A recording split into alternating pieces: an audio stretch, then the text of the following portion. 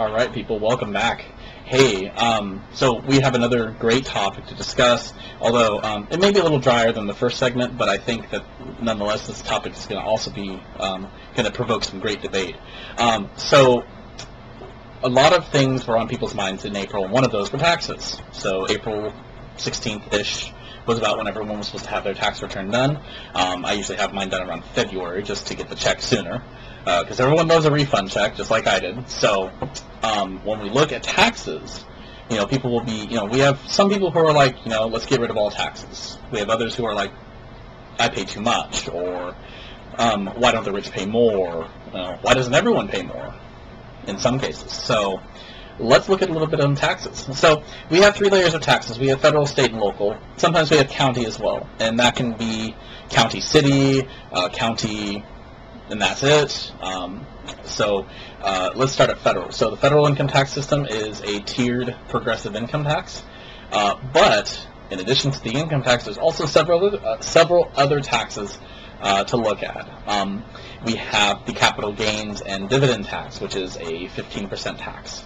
We have a tax on the telecom industry to provide services like 911 service and other regulatory taxes that are just, they're snippets, they're percentages of percents. So we're talking like, fractions of percents, which is just like a few cents per every $100 basically collected for purposes of maintaining something. So you have things like regulatory fees and other things that by definition are a tax since they're levied by the federal government. So, but let's look at the federal income tax system. The federal income tax system has approximately, I think it has 6 tiers. The lowest tier being 10%, the highest tier being 35%. At one point in our history, those taxes used to be 90%, and that was on the top wage earner, obviously. So we're talking at like the very top end of the tax bracket. You were absurdly rich, and you had so much money. You were paying 90% of that income in taxes to the FDR government during the 1940s. Later, that tax rate came down to 75% or thereabouts. And then during FDR's administration, that tax further came down to 55%. And it steadily continued to decrease as free market ideals and free market economics began to really materialize results in growth and expansion in the economy. JFK is credited with creating one of the strongest economic booms of the 60s. Even though, tragically, his presidency didn't last well into the 60s to see the results. We definitely saw a great deal of success from the conservative tax policies of the 60s, and then into the 70s we saw some reductions as well. Finally, we saw a huge reduction in taxes in the 1980s from Ronald Reagan, who cut the top tax rate to 28%. And then later campaigned to create 3 individual tax brackets ranging from 15% to 35%, which he felt was the most fair way to tax to create that moderate balance between growth and revenue. Now, here's the thing about taxes many people don't understand. When you have taxes, that cuts into a person or business's ability to expand and invest in themselves or their business. So when taxes are high, businesses don't produce as much because all of their profits are being eaten up by taxes, meaning they don't have a lot left over to invest in themselves, invest in research, and invest in growth. And same thing with personal income taxes. With personal income taxes, the effect is less drastic because with personal income taxes, unless someone's going to go start a business, that money is being consumed or invested for the individual themselves or for their families or however they choose to use it. So when we look at taxes, the balancing act is trying to figure out a tax system that is fair and equitable to everybody, not just the party in power, not just the interests that have the most votes in Congress, whatever. So let's look at some alternatives to the current tax code. Now, The tax code is absurdly complicated. We have 150 plus forms with an additional 200 forms to explain those 150 forms. So if you want to talk about an obscene amount of paperwork involved in doing taxes, yeah, ours is pretty bad. For personal income taxes, it's not nearly as bad, but when you start adding business to the mix, that's when it gets really complicated. I'm no tax expert by any stretch of the imagination. I muddle through my taxes. I muddle through my parents' taxes when I do them. So when we look at taxation, we need to make sure that we're looking at all sides of the coin, not just ideology. We need to look at pragmatism. So let's discuss some of the alternatives that have been suggested over the years. Steve Forbes, in his 1992 run for president, he suggested a flat tax of 17% with a cost of living exemption of $25,000, I believe it was. Please correct me if I'm wrong on that one, for an individual. And then you just simply double it for a married couple. So now, many of you are going, well, $50,000 of income is untaxable for a married couple? That's pretty good, actually. And yeah, it is pretty good, actually, because what that does is the government's, from a implicit point of view, that deduction, that cost of living deduction, serves as an acknowledgement by the federal government that this is approximately how much money we think it costs someone to live. Steve Forbes understood, I believe, that that taxation should tax excess, not everything. So 17 cents on the dollar with a $25,000 deduction for an individual, you know, I can easily live on $25,000. I think any single person could, really. Seems perfectly reasonable. You know, if it's just you, by the way, I want to make it clear, this is not including families, low-income families. $25,000 is not acceptable for a family of 4 or a family of 3, you know, an individual with 2 kids. It can't be done. There's just not enough money. But for a single person with no kids, no spouse, easily you could live on $25K a year. I know I could live easily on $25K a year. Now let's look at the response I got. Now, the flat tax was viewed as a regressive tax because many liberals felt it penalized those who didn't make a lot of money with a tax burden, which was both it's accurate and misleading at the same time. Accurate if he didn't have the cost of living deduction, the $25,000 buffer that people got before they paid taxes, and so in that way it would be regressive if the deduction wasn't there, but it's there, so therefore it is more progressive than regressive. It is regressive in that it is a flat tax, meaning there is no tiered rate like there is in the current code and like there is in many codes across the world. So, moving on, with a flat tax, what ends up happening is you end up with a low rate, like 17%. Compared to what the taxes are now, that is a low rate. But there are other things to consider too. With personal income taxes, you don't get anything else. You don't get charitable deductions. You don't get, deductions for paying interest on your home. You don't get deductions for whatever. I think he did have an excerpt for kids as well, for dependents. I think it was a couple extra $1,000 to deduct dependents. So in that way, yes, he accounted for family and the extra mouths to feed, if you have kids. But if we're looking at just the individual, that code would be ideal, by far. Individuals would have a low rate to pay. The wealthy wouldn't get out of paying taxes because they would pay the same rate as everyone else. It's just a percentage. It's not. It doesn't grow exponentially like a tiered tax system does.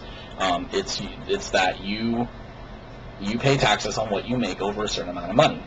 It's low. It's easy. It's fair. You could do your tax return in 20 minutes versus the months that's needed for an individual to do taxes right now. There was a study done by Georgia State University School of Political Science regarding the flat tax, and they used for post-Soviet Union Russia, which showed that when they moved away from their complicated tax code to a 20% marginal tax rate, they saw everything increase, including real wages. They saw savings increase. They saw buying power increase. They saw economics. They saw GDP increase, real GDP, not just like, at the rate of inflation. We're talking like, faster than the rate of inflation, which is always a good sign that your country is growing. And so these are signs that that the flat tax really has some credibility behind it, that people value a tax code that is reasonable and fair and easy. Easy is very, very important. As much as I love being an American, and I do love being an American, otherwise I wouldn't do stuff like this, I hate our tax code. And Americans, a lot of Americans are very lazy with their taxes. You can't argue with that either. If you're on top of your taxes, I give you a thumbs up. Thumbs up for being on top of your taxes.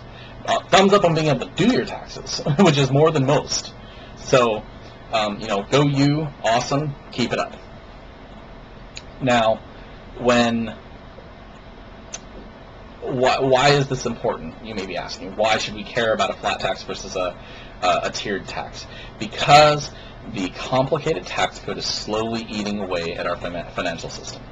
The more complicated it gets, the more they try to control, the more they try to motivate with the tax code, the harder it is to navigate, the harder it is for people to use, and the more and more people will view it as unfair. Now, when people view a tax as unfair, what's the natural reaction? People cheat, they fraud, they lie, they cheat, they steal, they try to avoid it at all costs. There's no incentive to be honest when being honest results in being penalized so heavily. So, simple taxes make for easy taxpayers, happy taxpayers, and willing taxpayers. So, let's move on to states. I live in Washington State. We actually do not have an income tax for our state. We have a series of little taxes. The three big ones, the three big players in our state, though, we have a 8% sales tax. Actually, I think it's technically 7.9, but each county puts its own little bit of the tax on. The biggest one being in King County, which is at 9%, because King County puts a 1% tax on theirs. Or between the county and the city, it's an extra 1%. So 9% in Seattle, the Seattle metro area, 8% down here in Thurston County, where I live, 8.5% in Thurston County, 8% in Lewis County, which is just south of me. So when we look at taxation at the state level, at this state's level, we have a sales tax. We have another tax called the business and occupation tax, and what that is, the business and occupation tax is a flat gross receipts excise tax. Okay, and you're like, whoa, that's a lot of words, Gabe. I don't know what all that means. I'll break it down.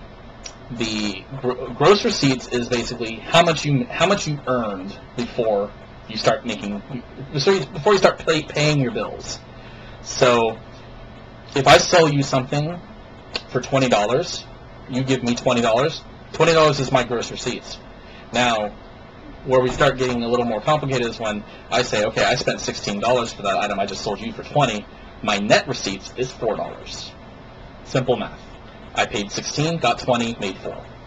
So the B&O tax is a gross receipts tax, meaning that the state is applying a flat percentage tax against your total receipts. So say you have total receipts of $10,000 and you're a service industry, so your B&O tax is 3%. Now you're like, well, Gabe, 3% is really not that bad. No, it's not, but when you add the sales tax to it, it's 11% of your gross receipts. That's not even including your profits. That actually could be the difference between being profitable and taking a loss for the year. So, an 11% tax against your sales, whether it's, passed on to the consumer or not, makes a huge difference. And you'd be, okay, so the next reaction you're going to give me is, well, an 8% tax, I mean, that pays for things like schools and and other public goods that we use, that, the police and the roads and all this stuff. And you're right, it does. However, the trick with taxation is to tax in a means that provides for the most revenue with the least impact. And basically what that means is we find ways to tax people where the loss is minimized the cost of applying the tax isn't heavy. Now, you may be going, well, Gabe, isn't an 8% sales tax reasonable? And I would say no, it's not, because in a time in this economy, sorry about the mic, in this economy where we are stretched really thin right now. I mean, I make $19,000 a year right now. I mean, that's my annual income. I make $9.50 an hour full time. Now, obviously, someone of my income level probably doesn't need to be paying taxes because I make right at the poverty line. So as a matter of fairness, the state sales tax and state B&O tax are not fair taxes because they don't reflect how much money I actually made. They reflect how much money I spent. Now you may be going, well, the sales tax is an optional tax. No, it's not. I need clothes. I can't go to work naked. I need gas. I pay an excise tax on gas. I need food. Now, granted, I don't need fast food, but time is usually an issue sometimes with full-time jobs. So, I buy fast food sometimes.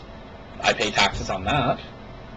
I pay taxes on laundry detergent, my toothbrush, my toothpaste, my laundry detergent, my car repairs if my car breaks down, which it did recently. Well, not broke down, but my engine light came on, so I had to spend $108 to have my car looked at, which was $8 right there down the drain in taxes because of the 8% sales tax.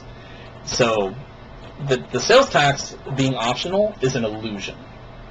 It doesn't exist. Everyone pays the sales tax. Now, people will be like, well, it's money gone. I don't have to worry about the liability. That's true. You don't.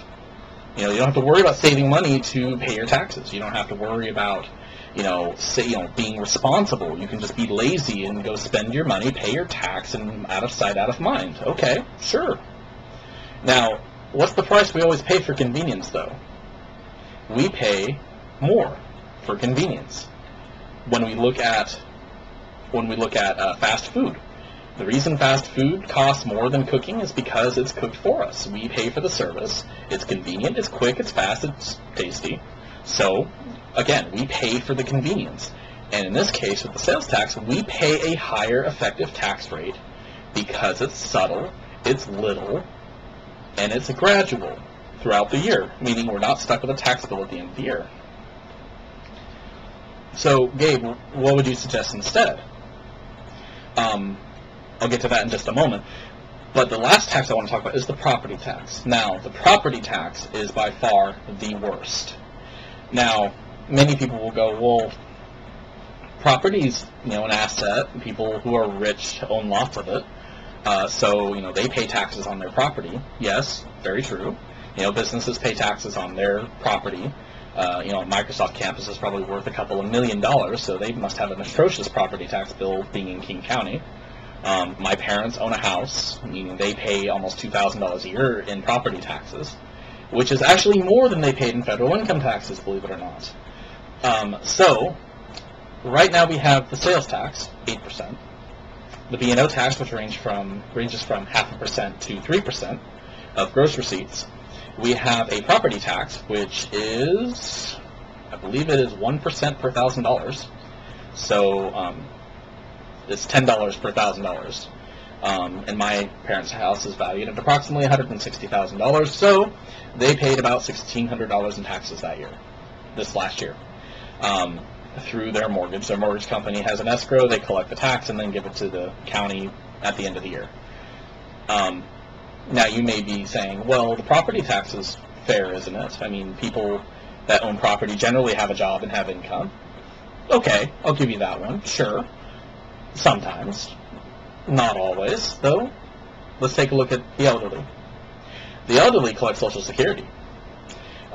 Generally, that's their only source of income. So, when we look at Social Security taxes, or at Social Security income versus the tax rate on a home, which is given the time they probably bought their home way back when to now, they're probably paying a huge rate on taxes compared to what they should be paying, which is almost nothing, really. I mean, if they're collecting just Social Security, why should they be paying taxes? I mean, a lot of elderly live in poverty because they can't work because of discrimination or their body doesn't permit them to. And yes, age discrimination is legal past the age of 60. So I just want to make that very clear. You can be discriminated against for age if you are over 60 years old. So that does not mean you can always get a job when you're old. So again, Gabe, what would you do about this? Well, here's what I do. You have a state income tax at 12%. But Gabe, that's a huge rate. I mean, that's a lot of taxes. Yeah, when you add it to the property tax, the sales tax, and the B&O tax, that's a huge tax. But the trick is, get rid of the rest. 12% sales tax, or income tax, I'm sorry. A 12% income tax with a $12,000 cost of living exemption. Gabe, why only $12,000? Because we need to make sure we can still collect enough revenue to actually run the state. Currently, a lot of people do not pay federal income taxes. If you're middle class or low income, you don't pay taxes. You get a nice big fat refund check, either from if you're collecting the child tax credit, or you're collecting the make work pay tax credit, or you're making the the other tax credits that give you refundables. So you get money after the credit's been applied to the balance of your taxes. So, for some people it's up to $6,000 a year that they're getting in tax refunds because they don't make enough money. So, $12,000 cost of living exemption, $3,000 per child, meaning a family of 4, we'll say, would 2 kids, 2 parents, would have a tax exemption of 24 plus 7 is, 24 plus 6 would be $30,000. So, for a family of 4, the first $30,000 would be not taxed. Okay, that sounds reasonable, they're not paying sales tax, not paying property tax, they don't pay B&O taxes, they're probably not a business. So, they pay income over, pay taxes on income over $30,000. Okay, that sounds reasonable, right? You can go with that. If you make $45,000 a year, you pay, you pay 12% of $15,000. Which comes to approximately $1,200. Or, I'm sorry, not $1,200, approximately $1,700. So, 17, 18, somewhere in there. So, but Gabe, why would you want to have people pay less taxes? What would that do for the state's economy? Washington State is ranked 37 out of 50 for worst states to do business in. That is not good. We actually went down 3 ranks. We went from 34th to 37th from the last time the survey was done. And so I love my state. I've been in Washington most of my life. I moved here when I was 7 years old, and I haven't regretted it since. And everyone has their ups and downs. I love my state. I see great potential for my state because we are such a strong, industrious, and educated population. We have international markets with China, Canada, and Mexico. We have some of the top-rated industrial producers here in the state, such as we have Potlatch, we have Microsoft, we have Costco, we have and many, many other industries here in the state of Washington, a lot of them clean producing industries. And so the income tax versus the B&O tax would increase state revenues by increasing the number of taxpayers that the state will have in the number of years after the law is passed. Well, Gabe, how does that work? How does that even make sense? Well, here's how it makes sense, ladies and gentlemen. When businesses look at the climate in our state, and they see we're at a 12% income tax on profits, not gross receipts like the current law is, businesses will flock to our state to do business here. Why? Because that means that they have lower costs in the form of taxation. When they don't have to pay as much in taxes, and that means they can pay their employees more. That means they can provide benefits. That means they can pay a livable wage to people. When you don't have a huge tax bill looming over your head, you don't have the state breathing down your neck about every little regulatory statute that they want to slap against you, that means that they can hire thousands of workers to provide livable wages for. The state of Washington has been guilty of killing over 7,000 jobs in my recent memory. Now, Gabe, that's an atrocious number of jobs. What do you mean, killing jobs? Okay, one of the most memorable examples, Olympia, Washington, the Olympia Brewing Company in Olympia, Washington, Tumwater, Washington, actually. They made domestic brewed beer, and for a long time, the company was around for over 50 years, employed 350 industrial workers, had a train yard in the middle of Tumwater where kegs and shipments of spirits and wines and beers would be loaded up on trains and shipped internationally, shipped over across the state. And then the state and then the company starts going under. They're not really making it very well. But Miller, the Miller Brewing Company, comes in. They buy up all the union contracts. They buy up all the property, and they turn it into a Miller brewery. Why? They didn't have to do that. I mean, the operation they had in Tumwater was small by comparison to the operations they have across the country. So what happened? Well, what happened was the state's Department of Ecology comes in and starts slapping them with obscene amounts of environmental regulations, demanding basically $7 million in upgrades to the plant, to the water system, so that water wasn't leaking into the environment. All kinds of regulations that they weren't slapping on the Olympia Brewing Company, meaning they waited until it got sold and then came after them for upgrades. Well, that's not very fair. No, it's not. Miller closed the plant. 350 industrial workers lost their jobs thanks to the state. Here's the other one. The State Department of Natural Resources comes into the Centralia area, to the Lewis County area. There's a mine 3 miles from my house, which employed almost 1,000 people. Well, that mine was shut down for quote-unquote safety reasons, but also because the company, TransAlta, figured out that they could import the coal cheaper from Montana. They could import the coal cheaper than mining it. So how does that make any sense? I mean, what does that mean? That means that they could not afford to pay the amount of wages that they were being demanded to be paid by the union, and then on top of that, having the state breathe down their neck about everything, and then add to that the B&O tax of mining the coal. Resource extraction has a fairly hefty B&O tax compared to other services. So the money incentive to keep the mine open just wasn't there. 1,000 mine workers lost their jobs. And then finally, the last nail in the coffin is going to be later next year when Washington State's only clean coal power plant is finally closed and turned into a gas plant. So then all those plant workers that are currently at the TransAlta steam plant are going to lose their jobs or be retrained to do gas. And I guarantee you, gas power does not require as many workers as the coal one does. So right then and there, there's 1,600 jobs already lost. The other jobs that have been lost due to the state, in part the additional regulations to lumber, which killed a lot of jobs in Lewis County. Federal government did it too. Bill Clinton imposed a great deal, many more regulations on logging, which destroyed the industry here in this area. So thousands of workers lost their jobs in this state as a result of it.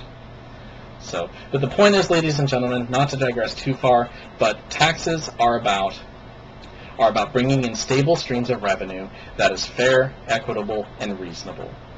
The current tax system does not do it. The current tax system does not accomplish those goals, and it doesn't provide stable, long-lasting, future gained revenue.